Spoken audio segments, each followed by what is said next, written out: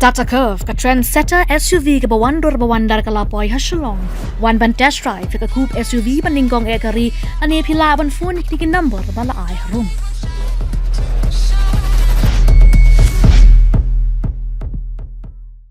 Ka Sorkar Jylla ka Thmu bakan Pynlut sakumba Hajar Klur tingka hakini ki South nem ki banwan kum chibenta ban Kyntiew ya ka kam Ialehkai ni sports hangni hapo ka Jylla.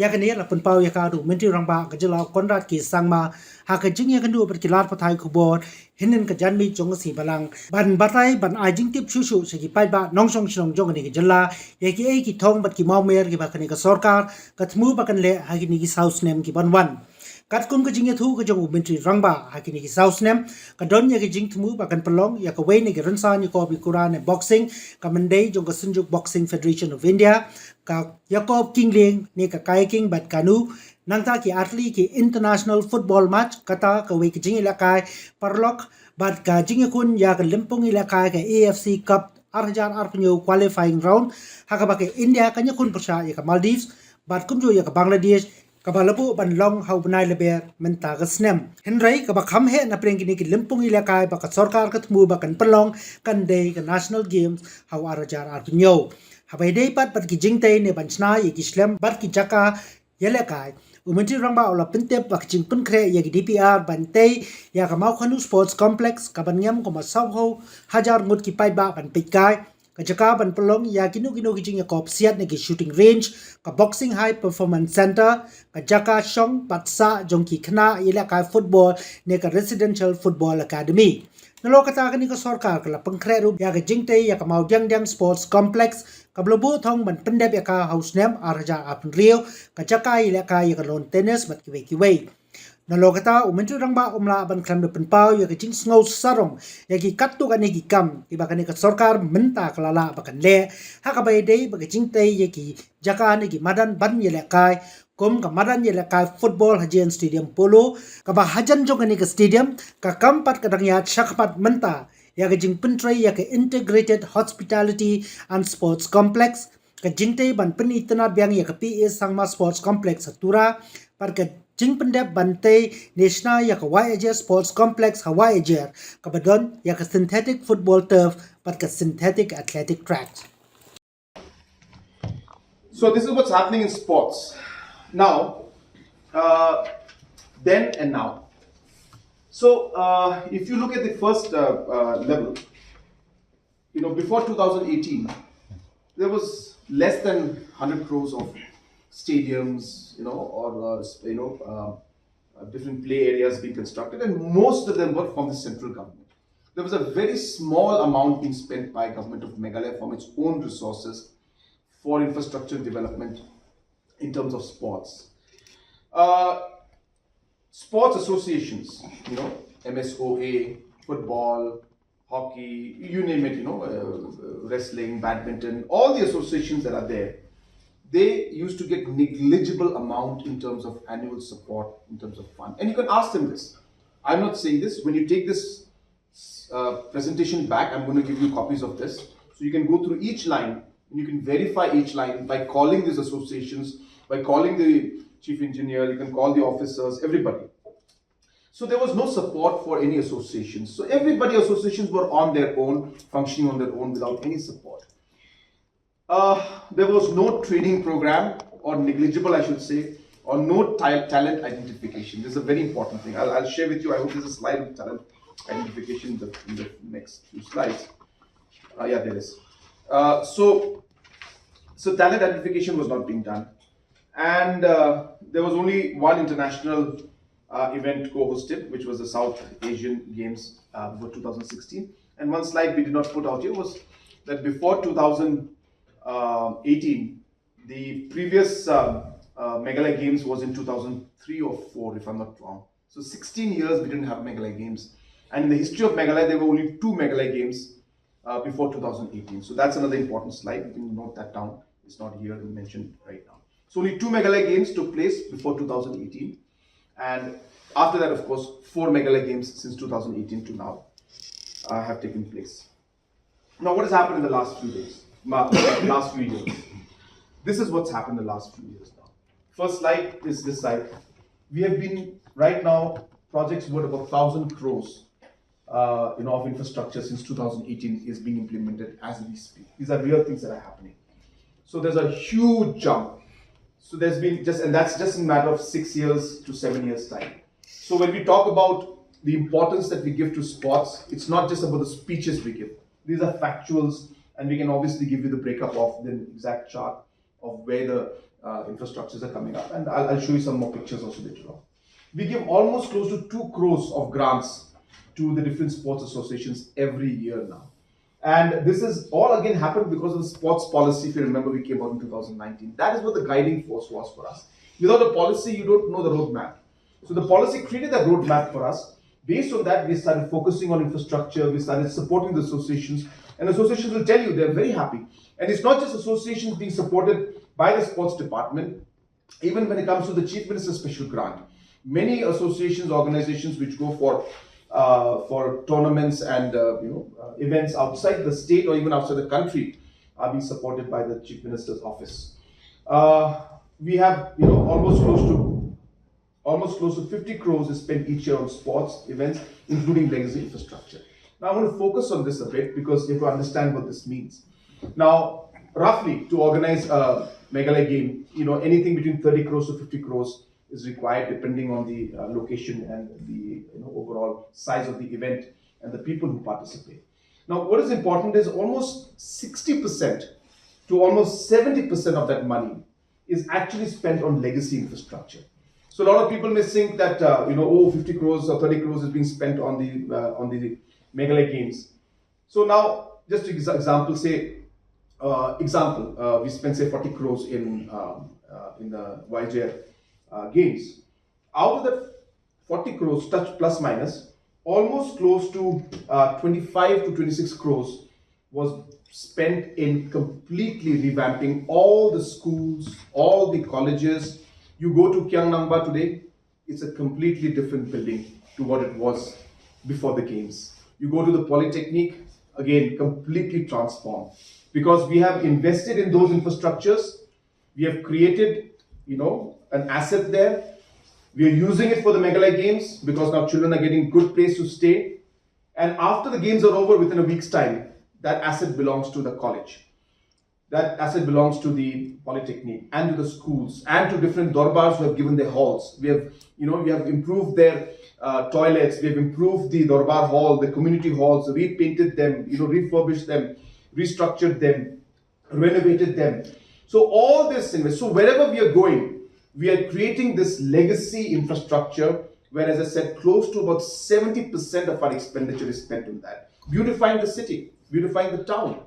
Whether it's the roads, whether it's the pavement, painting it, putting lights wherever possible, beautifying the junctions. So all this is being done from the point of view that while we have the games and while we do this investment, let there be something that will benefit as a legacy for the people even beyond the games. So that's what we do.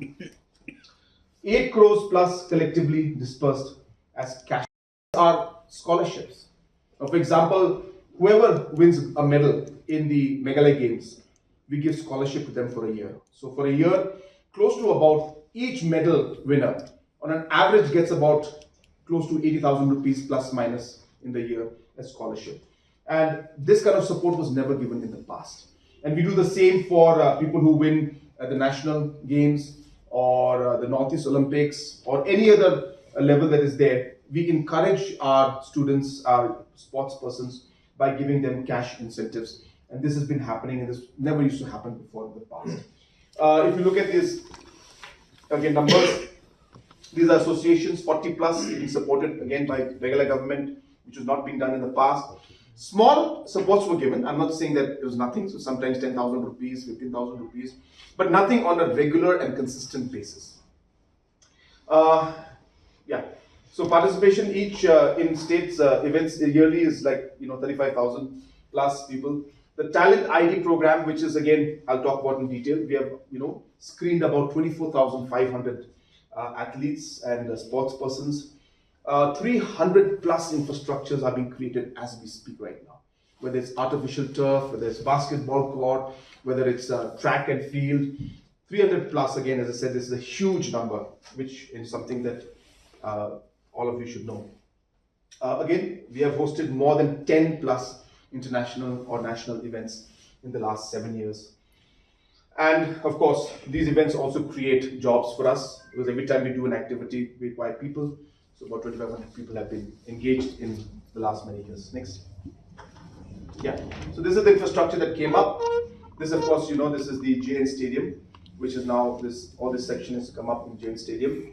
As you can see, capacity has gone up to almost 16,000. This is the integrated complex that's just coming up behind the JN complex. You can see the construction going on right now as we speak. Again, it's about 100+ crore project, and this will be completed hopefully by the end of this year or mid of next year. This is, of course, the PS Sangma football stadium, sports complex, but this is the football stadium. The sports complex, this is about 40+ crores, and the indoor stadium, which is right behind this stall in the back here. That is the indoor stadium, which is the larger part of the project, which is about 70 crores, which is being implemented. But we'll be coming up here with this northern, the western stand, if you look at it from here. The western stand will be coming up, which will add another 4,000 to 5,000 capacity. This is where the wall had collapsed, if you remember, which was the old construction part. So this is the new part, the north, south, and the east stand. So west we did not touch earlier, but now that the old construction has gone, so we thought that it's an opportunity maybe for us to put up another stand out there. This is, of course, the YJR football, where we had a very wonderful program yesterday. Next. Project, which we are very, very sure that we are going to be doing. It's, in fact, all the DPRs are ready. This will be the largest football stadium, dedicated football stadium in the country. 40,000 capacity in one location for football. And there's nothing else that's going to be played inside here. And this, as I said, is going in line with our objective and our goal to make Meghalaya as the sports capital and the sports state and the hub for football especially in the country. And therefore we realized that to be able to host the large events, to be able to host the biggest matches, you know, the national level matches or international level matches, we're happy that an international match is going to happen very soon. I'm sure all of you are aware about it. But these kind of things will lead to that kind of attraction and make Shillong the hub and Meghalaya the hub for football in the coming days. This again is happening. We have already finished the DPRs, and this is again a dedicated tennis court, and there will be a very large swimming pool, an Olympic-sized swimming pool will be here. This again is coming out in the Mount Indian Sports Complex. Again, this will add to the additional. So these are the future plans that we have, which are happening very soon. Next. This is to give you an idea about how while we look at infrastructure, it's not just about infrastructure. It's really about how the sports persons will be able to get benefit from these programs. So we realize that everybody is not the same. We realize that basic sports at the grassroots level is important just for the physical fitness, for the overall sportsmanship and discipline coming into our children. We want to encourage grassroots sports at all levels. So every kid should be able to play, should be able to do some sports at every level. So this is something that we are focusing on. And that's why these 300 different infrastructures are coming out in rural areas where we'll be able to give it, and more will come. This is just the first phase. I hope that we'll be able to, again, go up to by another 200 to 300 locations, wherever the gaps are there, to allow the grassroots level to happen. And in these kind of things, we'll have local programs, district programs, mission football, and other missions as and when the interest comes up. At the intermediate level, of course, we're having these training centers. We're selecting from this grassroots level some good people who will then be able to compete at the national and international level. So we have a program for that. And of course, we have this elite program, which is what I was telling you about, that we select the sports persons in a very scientific manner. So these are people who are professionals, who come in, who understand sports science at a professional level, and test children at a very young age of 8, 9, 10, 11, 12, and see the talent in them for that sport that they could be good at. So as a sports person, I may love football, and I may try to play football because I love football, but my internal talent actually may be in long jump or high jump. But I'll never know that until we screen them in a scientific way. So scientific talent identification program. This has been happening for the last 3 to 4 years now. And through that, as I said, we have about 7 athletes who are in the top 1% in terms of their talent in the world. And some of them are doing exceptionally well. They are, of course, obviously, young boys and girls. So we have to train them from all angles, whether it's nutrition, whether it's psychological, counseling, support, education that they need, and of course, sports training. And when we give them training, we are going to expose them not just at the local level, but at the national level as well as the international level. This we are doing, of course, with a target that we'll be able to produce Olympians in the coming years. Next. Just a rough idea, the scholarship that we give, the cash award scheme that we give. Just a basic idea of how we are doing this, and we have dispersed all these amounts in the last 3 to 4 years. I think we started this about 3 years back or 4 years back, and a large amount has been dispersed since then. Next. Yeah, so again, these are the events that we have. So we've been hosting large number of events. We need to continue to do this because that's how we'll be able to create excitement, bring in the scale at which we would want our children to be able to participate and perform, and that is what we're doing. So not only do we do larger programs like the national boxing or the international football games, but then we're having our own Meghalaya games to ensure that every child gets an opportunity, whether at the national level or even the district or the state level. So there are different programs happening at different levels, and that's the kind of participation and activities that we have done in sports. Next. Policy that we have created, we would want to come up with proper action, sports action plans for 2023, 24, 32, so that we are able to, really target and be focused on what we are doing. And this is the basic structure that we'll be following in order to be able to achieve those goals that we have. So again, just to share with you why I'm showing you all of this is because a lot of times you just see that one event or you see that one press conference and you think that, tomorrow they'll forget about it. But it's not like that. Everything we're doing has got a much larger blueprint, a very scientific approach to what we're doing, and a much bigger roadmap and broad thinking than what meets the eye. And therefore, this presentation has been given to let you know that it's not about just holding events. It's not about just the infrastructure. It's about building the coaches. How do we build up coaches? We don't have enough coaches. How do we create competitiveness among the people? We want sports and education to flourish, because it's not about just becoming a sports person. The person needs to also graduate. We need partnerships.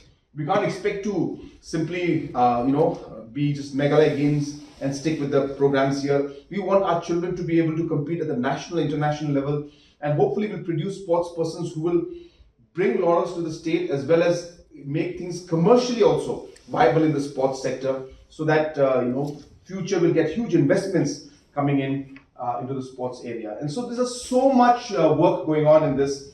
I can't share the whole document with you, but just to give you an idea that a lot of areas, so these areas, 10 areas of intervention have been identified. So we need to focus on these, and this is what we're going to be working on. And this is the kind of money that we propose to invest in the sports section. And of course, this is private as well as government. So government, some part, majority part I should say, and some part from the private sector, and government of India also will part. Next.